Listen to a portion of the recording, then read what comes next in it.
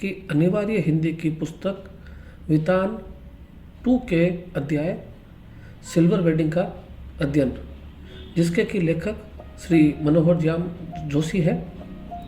यह कहानी 2 पीढ़ियों के बीच अंतराल, उनके विचारों के बारे में प्रस्तुत की गई है।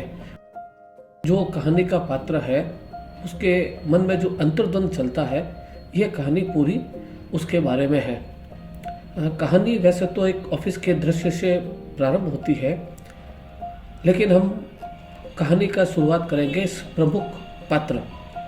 इस कहानी के प्रमुख पात्र है यशोधर पंत, यशोधर बाबू, जिसे कि वाईडी के नाम से भी जाना जाता है। यशोधर पंत मूलतः अल्मोड़ा के रहने वाले थे। उन्होंने वहीं के रेमजे स्कूल से मैट्रिक की परीक्षा पास की थी। मैट्रिक की परीक्षा पास करने के पश्चात वे दिल्ली आए थे। दिल्ली में उन्होंने इस कहानी के एक अन्य प्रमुख पात्र किशनदा के घर में शरण ली थी। किशनदा कुंवारे थे और पहाड़ से यानी कि अल्मोड़ा साइड से जो भी बच्चे आते थे, उनके रहने का ठिकाना नहीं होने से वो उनके यहाँ रुक जाते थे। वहाँ पर वे सभी मिलजुल कर पकाते और खाते थे। जिस समय यशोधर दिल्ली आए थे उस समय उनकी उम्र सरकारी नौकरी के लिए कम थी। तो जब तक नौकरी के लिए उम्र सही नहीं हो, यशोधर किशनदा के यहाँ रसोईया बनकर रहे और बाद में किशनदा ने ही उनकी उम्र पूरी होने पर यशोधर को अपने नीचे नौकरी लगाई और दफ्तरी कार्य में उनका मार्गदर्शन किया। यशोधर पंत धार्मिक व्यक्ति थे, सभी का सहयोग करते थे, सादगी पसंद थे, क्योंकि पुराने ज़माने को मानने वाले थे, सादगी पसंद थे, परोपकारी थे, सामाजिक व्यक्ति थे। अपने पुराने नाते रिश्तेदारों से बातचीत करना, उनकी मदद करना, ये उनका कार्य था। और अपने दफ्तर में ये मार्गदर्शन भी करते थे और अपने कार्य में काफ़ी अनुभवी थे। इनको अपनी संस्कृति यानी भारतीय संस्कृति जो थी, जैसे संयुक्त परिवार वगैरह, ये इनको बहुत प्रेम था और ये उन्हीं के सिद्धांतों पर चलते थे। यशोधर पंत के 3 लड़के व 1 लड़की थी। बड़ा लड़का भूषण 1500 रुपये मासिक में यानी 1500 रुपये में एक विज्ञापन कंपनी में नौकरी लग गया था। वो अपने पैसों का काफ़ी रोक जमाता था, क्योंकि उसके जो अभी 1500 रुपये मंथली मिल रहे थे और यशोधर बाबू अपने रिटायरमेंट के पास आकर उनको 1500 रुपये मिलने प्रारंभ हुए थे। तो घर का सामान लाना, नए जमाने आधुनिक रूप से रहना उसका प्रमुख काम था। वो हमेशा उस हिसाब से ही रहता था। ये पूरा नए जमाने का पक्षधर था। ये भूषण जो उनका बड़ा लड़का था, कभी भी यशोधर के हाथ में पैसे नहीं देता, अपनी नौकरी के जो तनख्वाह मिलती नहीं देता। इसके पैसे सीधे बैंक में जमा होते थे। इनका पैसा खर्च ये अपने घर के सामान लाने में करता था और यशोधर बाबू पर उस पैसों का रोक जमाता था। दूसरा जो बेटा था वो IAS की तैयारी कर रहा था। तीसरा बेटा स्कॉलरशिप यानी छात्रवृत्ति लेकर अमेरिका चला गया था। वो वहीं अब वो पढ़ाई कर रहा था।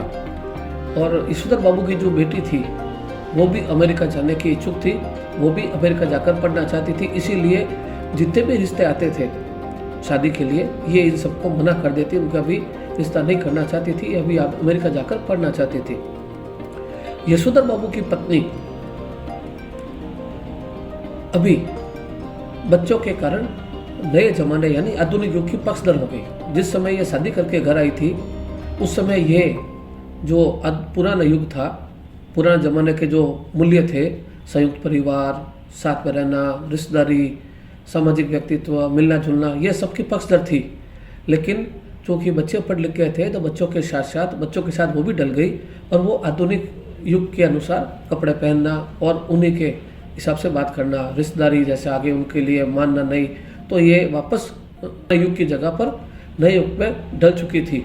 इसीलिए यशोधर बाबू कई बार अपनी पत्नी को चटाई का लहंगा, चटाई यानी पुराने ज़माने के लहंगा, नए ज़माने का तो पुराने ज़माने में नया रंग, और शानियल बुढ़ी मुँह से लोग करे तमाशे, कई बार ऐसे अपनी पत्नी को कहते थे। पत्नी के साथ इनकी अब कम बनने लगी थी, क्योंकि यशोधर बाबू पुराने ज़माने के पक्षधर थे और इनकी पत्नी आधुनिक ज़माने की पक्षधर हो गई। अब इस कहानी के एक दूसरे पात्र किशनदा, जिनका जिक्र बार बार यहाँ इस कहानी में आता है।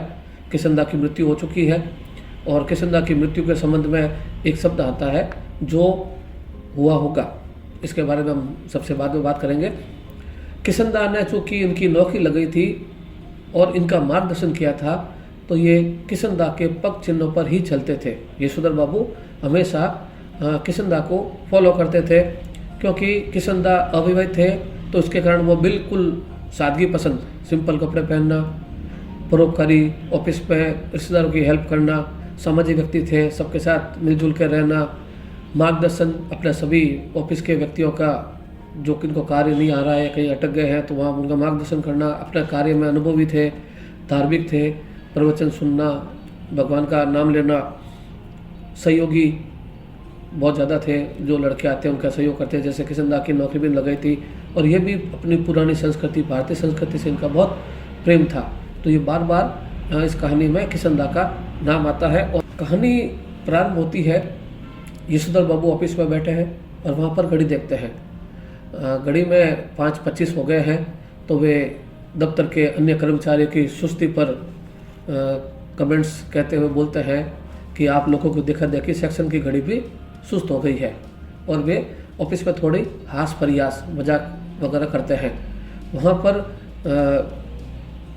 इनका एक सहयोगी चड्डा थोड़ी बदतमीजी से बात करता है, लेकिन यशोधर बाबू उसकी ध्यान नहीं देते हैं, इग्नोर कर देते हैं। वहाँ पर सहयोगियों का ध्यान उनकी घड़ी की ओर जाते हैं। घड़ी पुराने ज़माने की थी, तो उनको बोलते हैं कि आप पुरानी घड़ी पहने हुए हैं। तो यशोधर बाबू कहते हैं कि ये घड़ी उनको ससुराल में शादी से मिली थी, उनका शादी का उपहार, इसलिए उनको पहनते हैं। और इसी घड़ी की जब बात आती है तो उनको याद आता है कि आज उनका एक सहयोगी मेनन याद दिलाता है कि आज उनकी शादी की 25वीं सालगिरह है, यानी कि सिल्वर वेडिंग है। उनकी शादी 6 फरवरी 1947 को हुई थी। उस शादी को 25 साल हो गए, तो उनको सभी सिल्वर वेडिंग की बधाई देते हैं और सभी पार्टी के लिए कहते हैं कि चूँकि सिल्वर वेडिंग 25 साल पूरे हो गए हैं, तो आप हमें पार्टी दें। यशोधर बाबू थोड़ी ना नुक्कड़ करते हैं और उसके बाद 30 रुपये चाय नाश्ते के लिए देते हैं, लेकिन स्वयं उस पार्टी में सम्मिलित नहीं होते हैं, क्योंकि उनको फिजूल खर्ची पसंद नहीं है। जैसे किशनदा भी, इनके जो गुरु थे, मार्गदर्शन थे, वो भी नहीं करते थे, इसलिए इन्होंने भी पैसे देके वहाँ से रवाना हो गए। यशोधर बाबू हमेशा ऑफिस से घर पैदल जाते हैं। पैदल जाने की एक कहानी है, पैदल क्यों जाते हैं। ये पहले साइकिल से जाते थे, तो इनके चूँकि बच्चे पढ़ लिख गए, आधुनिक युग की बात करते हैं, आधुनिक समय की बात करते हैं, तो इन्होंने कहा साइकिल पे जाना अच्छा नहीं लगता है, आप स्कूटर ले लें। यशोधर बाबू को स्कूटर बिल्कुल पसंद नहीं है और कार लेने की उनके पास पैसे नहीं है, तो वो इसीलिए पैदल जाना शुरू हो गए कि इससे अच्छा है कि बहस करने से अच्छा है वो पैदल जाना शुरू हो गए। और इनका एक फिक्स रूटीन था, ये ऑफिस से पैदल चलते हुए सीधे पहले बिड़ला मंदिर जाते, बिड़ला मंदिर बाग में बैठ के थोड़ी देर प्रवचन सुनते, भजन सुनते, और उसके बाद वहाँ से पहाड़गंज जाकर सब्जी लेते और हमेशा 8 बजे के बाद ही घर पहुँचते। उस दिन भी ये वहाँ रवाना हुए और वास्तव में उनको अपने घर से जो जो घटनाएं होती है वो उनको रास्ते में याद आती रहती है। जब रास्ते में जाते हैं तो उनको निगाह उस स्थान पर पड़ती है जहाँ कभी किशनदा का 3 बेडरूम वाला क्वार्टर हुआ पड़ता था और जिसको अब तोड़कर वहाँ पर 6 मंजिलें इमारत बनाई जा रही थी। पहले ये भी वहीं रहते थे दूसरे मकान में, लेकिन जब वहाँ पर नई बिल्डिंग शुरू हुई तो उन्होंने उसी कॉलोनी में नया क्वार्टर ले लिया और वहीं रहने लग गए। किशनदा की जब मृत्यु हुई तो यशोधर बाबू ने किसी से पूछा, उनके रिश्तेदार से पूछा कि मृत्यु का कारण क्या है, तो वहाँ पर वही जवाब आया, जो हुआ होगा। यानी किसी को पता नहीं, क्योंकि रिश्तेदार उनके बच्चे थे नहीं। जो हुआ हुआ शब्द आगे भी 2-3 बार आएगा और कहानी के अंत में भी ये आएगा, जो हुआ होगा, यानी कि पता नहीं क्या हुआ, बस उनकी मृत्यु हो गई।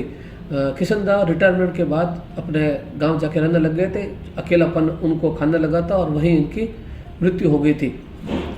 जब बिरला मंदिर में वे प्रवचन सुन रहे थे तो एक शब्द जनार्दन उनके कान में पड़ा, तो उनको अपने जीजा जी जनार्दन बाबू की, जो कि जनार्दन जोशी है, उनकी याद आई और उनको अपनी बहन याद आई। तो उन्होंने सोचा महल से मिल लेते हैं। उन्होंने घर पे जब बात की थी तो बड़े बेटे भूषण ने कहा था कि आपको बुआ क्या भेजने के लिए पैसे तो मैं नहीं दूंगा। उनको बात बहुत खराब लगी थी और उस समय अपने बच्चे से नाराज़ भी हुए थे। यशवंत बाबू को यह महसूस होने लगा कि बच्चे उनके अनुकूल नहीं सोचते, इसलिए वे कई बार मैं सब्जी मंडी चले जाते। वहाँ पर ये देखते रहते हैं कि कभी बच्चे ने अपनी तरफ से प्रस्ताव नहीं रखा कि अभी दूध और राशन, डिस्पेंस दवा, घर का किराना का सामान, कोयला डिपो, यह सब हम ले आएंगे, लेकिन बच्चे कभी काम में नहीं करते। जब भी इस बारे में बात होती तो बड़ा बेटा भूषण कहता आप नौकर रख लो, और साथ में रौब से कहता नौकर की तनख्वाह मैं दे दूंगा। जब वहाँ से ही सोचते सोचते जब वो अपने घर पे पहुँचते हैं तो उनको लगा कहीं गलत घर पे तो नहीं आ गए। घर के बाहर एक कार खड़ी, उस पर से कुछ मोटरसाइकिल भी खड़ी है, कुछ लोग विदा ले रहे हैं। बरामदे में देखते हैं कि कागज़ की जाल रहे, गुब्बारे लटक रहे हैं। बेटा अपने बॉस को विदा कर रहा था। अंदर घुसते ही बड़े बेटे ने कहा कि भाई आज सिल्वर वेडिंग है और आज भी आप 8:30 बजे पहुंच रहे हैं। यशवंत बाबू को महसूस होता है कि जब सिल्वर वेडिंग थी, घर पे सबको पता था, तो उन्होंने, घर वालों ने मुझे कभी बताया क्यों नहीं।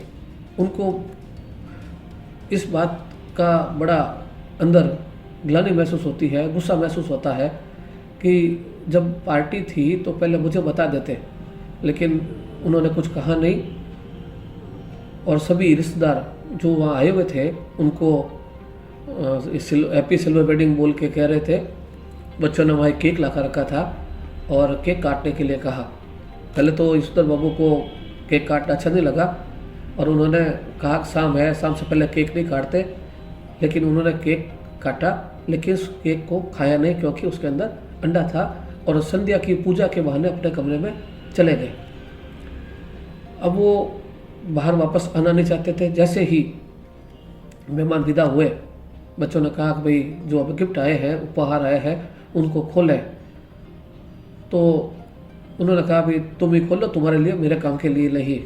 तो वहाँ पर उनका बड़ा बेटा भूषण एक बड़ा पैकेट लाया और बोला कि ये आपके लिए है, इसे ले लीजिए। ये ऊनी ड्रेसिंग गाउन है। आप सवेरे जब दूध लेना जाते हैं तो फटा हुआ पुराना स्वेटर पहन के जाते हैं, जो कि अच्छा नहीं लगता है। आप ये ऊनी गाउन पहन के लिए जाइए। यशोदा बाबू ने जब ये सुना तो उन्हें अच्छा नहीं लगा। उन्होंने कहा इससे अच्छा कि भूषण यही कह देता कि कल से सुबह दूध लेने मैं जाऊंगा, आप नहीं जाओगे। यह बात उन्हें चुभ गई और उनको उस समय किशनदा याद आए कि जिनकी मौत ऐसे हो गई थी, और जहां उन्होंने कहा था जो हुआ होगा। तो जो हुआ होगा से ये अध्याय, ये कहानी ये समाप्त होती है। इस कहानी में एक शब्द बार बार आता है, सम हाउ इम्प्रॉपर, जो कि यशवंत बाबू का तकिया कलाम है। तकिया कलाम यानी कि बार बार बीच में बोलना। जब कभी भी किसी भी निर्णय से यशवंत बाबू असंतुष्ट होते, नहीं मानना होता, उनको समझ में नहीं आ रहा या उनको सही नहीं ठहरा सकते, तो वहाँ पर वो सम हाउ इम्प्रॉपर बोल के चले जाते हैं। यानी कि वो शब्द वहाँ पे काम ले लेते हैं, सम हाउ इम्प्रॉपर। ये शब्द उनको उसी जगह काम लेते हैं जहाँ पर उनको किसी को आधुनिक पीढ़ी के साथ सामंजस्य नहीं बिठा पाते, तब ये नए लगा